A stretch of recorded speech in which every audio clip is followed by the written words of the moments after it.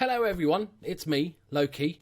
It's just a couple of things I want to talk to you today, really. I've literally turned on OBS and started recording. I've not planned what to say. But it basically started off with the fact I got a notification on my phone saying that somebody had become a patron on Patreon.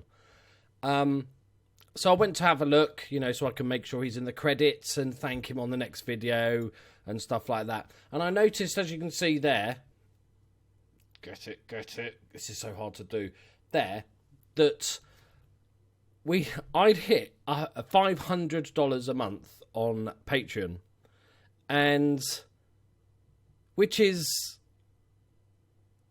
just amazing, right? It's just, this video is going to get emotional, by the way. I just feel it already, right? I'm just warning you now, okay? Which is, just amazing, and I always find it difficult to find ways of expressing my thanks to everyone that supports. And it's not about the money. It's not about that it's 500. It's that is amazing, right? I'm not a money-orientated guy. I just want to have enough money to live comfortably and then start a dog charity and look after damaged dogs. That's kind of my life in a nutshell, right? And I don't know, it's just hit me how lucky I am over... Oh, let me take you back, right? So,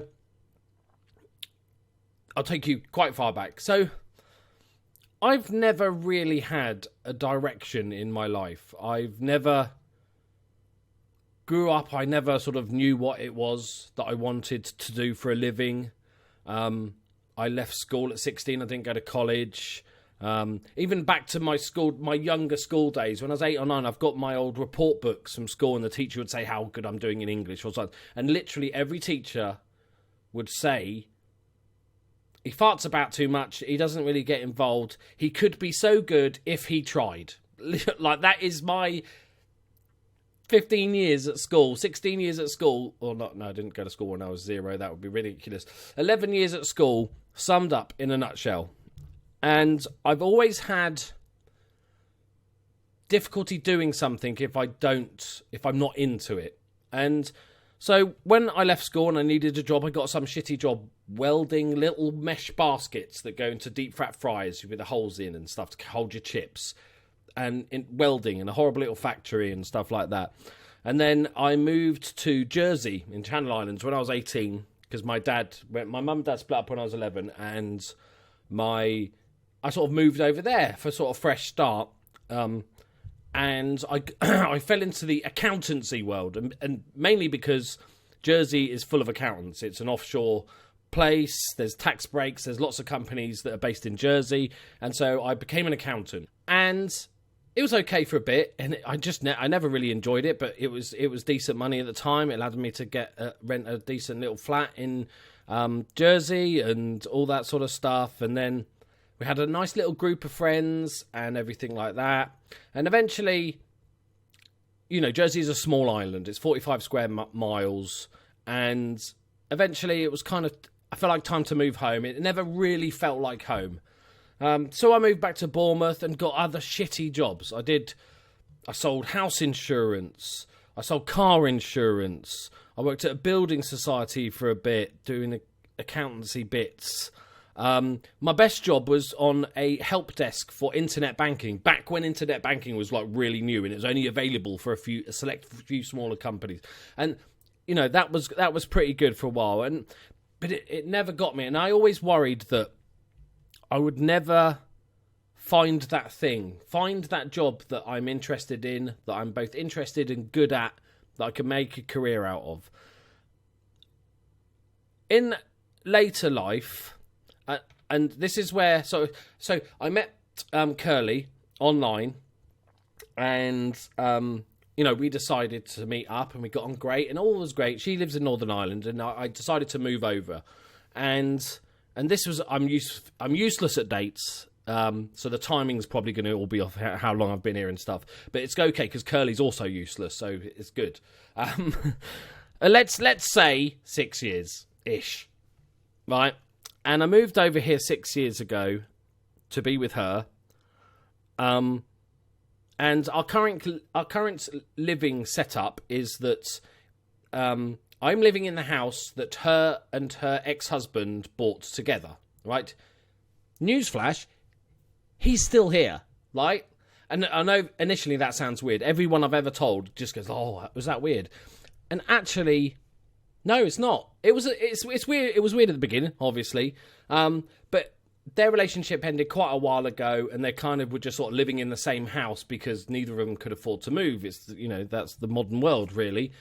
So when I moved in, they'd been separated for quite a while, and he's a really nice guy, and I get on great with him, so it's fantastic. And I've never had a proper job since being in Northern Ireland, and I've made some money playing poker, as I've said before, and I've done a little bit of website design and some business consultancy, and I loved poker, and I thought that might be my thing,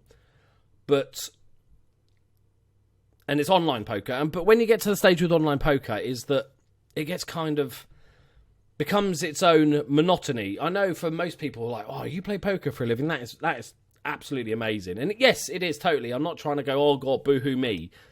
But after a while, it just became this sort of numbers maths game that I was playing. It's like playing Sudoku for a living. It just got kind of old. And the grind, as they call it in poker, was absolutely real, where you're playing sort of 4, 6, 8 tables at a time on 2 monitors, just clicking, raise, click, fold. You're not really enjoying the game. It's not that sort of competitive thing. It was just kind of a numbers game.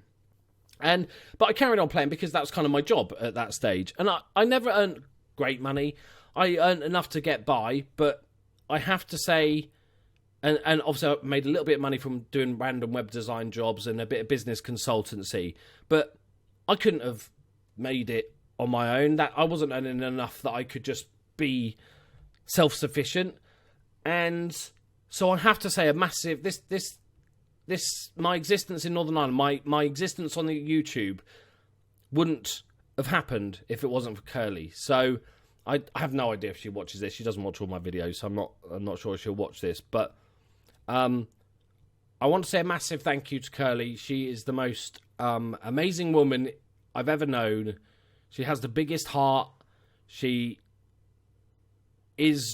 supported me, even though when I was not sitting at home doing nothing, and she's working her ass off working in accounts for a company in Northern Ireland, and we got the dogs and everything, and I've been able to bring in a little bit of money here and there and try and help out, and I do try to do more around the house for them both, her and her ex-husband, just to, help out, because they're both working. They're paying the mortgage. I'm just helping out with bills and stuff.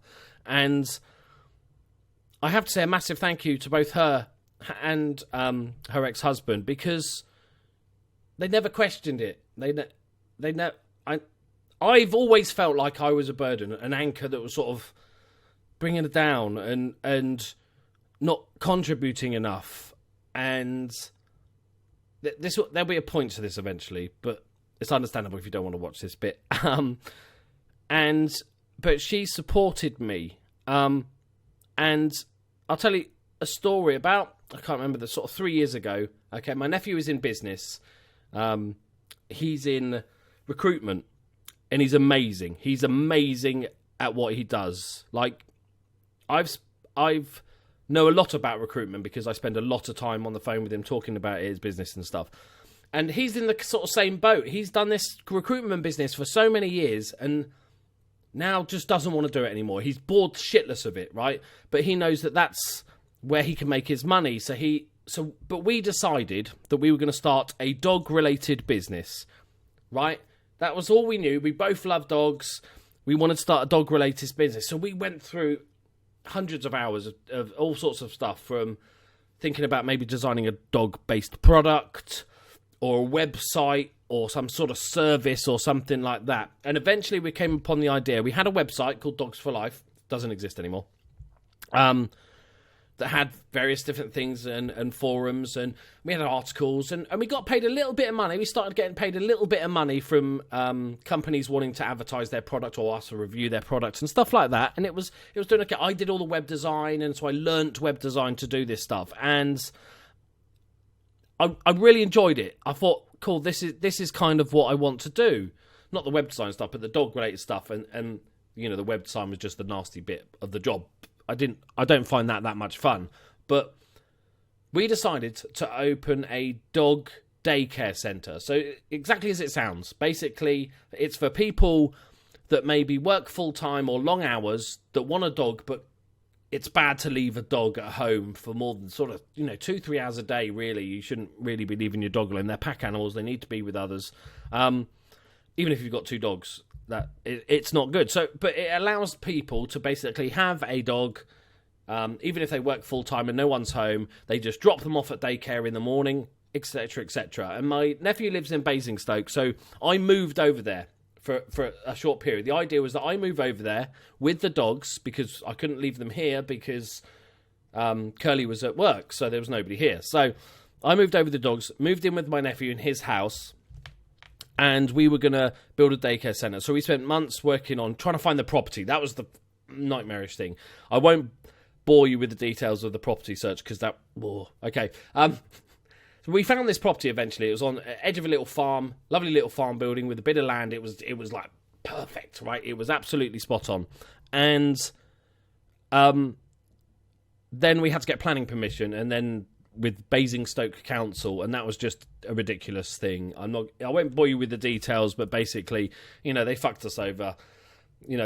They said that even though there was no houses nearby, 200 metres away or something, there were some houses, and they said it was going to be too loud and that we would require to get sound tests. So we paid a guy thousands of pounds to go to kennels and daycare centres and record the volume of dogs, and then put a big speaker in our space, play that sound, and then record it from all the nearest houses in every direction to see how loud it was, to see if it was in like regulations. And it was. All good, perfect. So we went to council, and then they still rejected our planning permission based on the sound. So that kind of shot us dead in the water, and I think me and Chris, my nephew, both kind of lost our love for it. It's kind of like, we're going to start all over again. We spent months on design and location and all this sort of stuff. So then I moved back to Northern Ireland, because the eventual plan was that when it became a success and we were set up, Curly would move over and it'll be good, right? And so that obviously never happened. And then me and Chris mutually decided, because he needed to earn some money as well. He couldn't afford to be spending all this time on a company that's not making money. So we decided to mutually end Dogs for Life. And that was gutting, because that was the first sort of thing I got my teeth into. Now, on to what my point was that I spent 10 minutes explaining. I considered doing YouTube for a couple of years probably before I started. And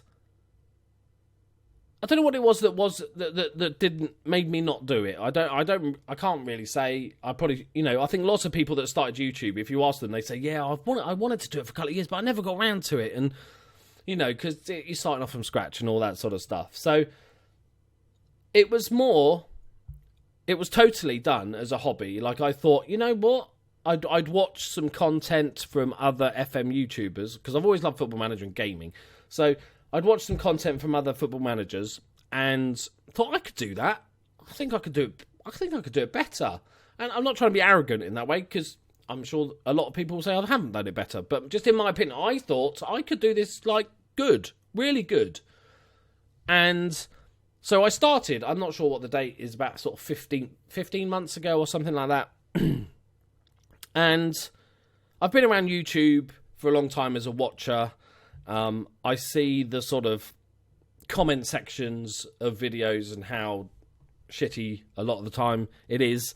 And I've been around the internet for so many years now that stuff, I thought, well, I'm not going to be bothered by that stuff. That stuff will never really affect me. The trolling and all that sort of shit doesn't really bother me. I thought I'd just do this as a little tiny hobby and maybe have a few people watch. And I started my channel thinking,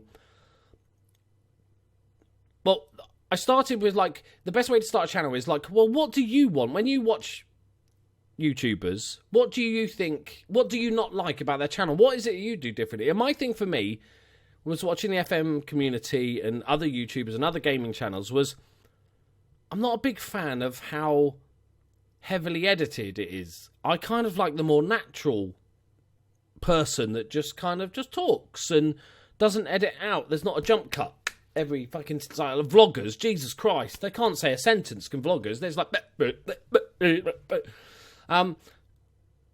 so I thought, you know, I started my channel on the basis of the sort of whole point of my channel was going to be, look, I'm going to make videos like as if I'm sitting in a bunch of in my room with a bunch of mates playing video games, whatever games that may be. And that's how I present it, as if I'm just chatting to my mates, you guys. And since I started, it has been the best thing I've ever done in my life. It's given me that drive. It's all the shitty jobs that I've done that I just kind of got on with and then eventually quit and did something else for a bit and quit and stuff like that. YouTube has given me a purpose in life. I know that sounds stupid, right? But it's given me a purpose in life. It feels like I can actually do this. This is something I'm good at, like, and I love doing, because it combines my favourite things, which is I love making the videos, right? I really enjoy making the videos and talking to you guys. But also on the plus side of that, I love the business side. I love entrepreneurship. I love, because basically having a channel is basically like I run it like I've got a company, right? And eventually it will become a company and be all these things. But I run it really professionally behind the scenes. I know you wouldn't believe it. But a lot of planning goes into what I do. And I spend a shit ton of time reading books, listening to podcasts, watching videos, everything, absorbing everything I can to be a better YouTuber. My style will always be casual, kind of unprofessional, just sitting with my mates, right? That's just me, because that's who I am. I'm not going to change that. That, you know, be yourself on YouTube. You know, you can only fake for so long or for so much. And so I'm just 100% being myself. And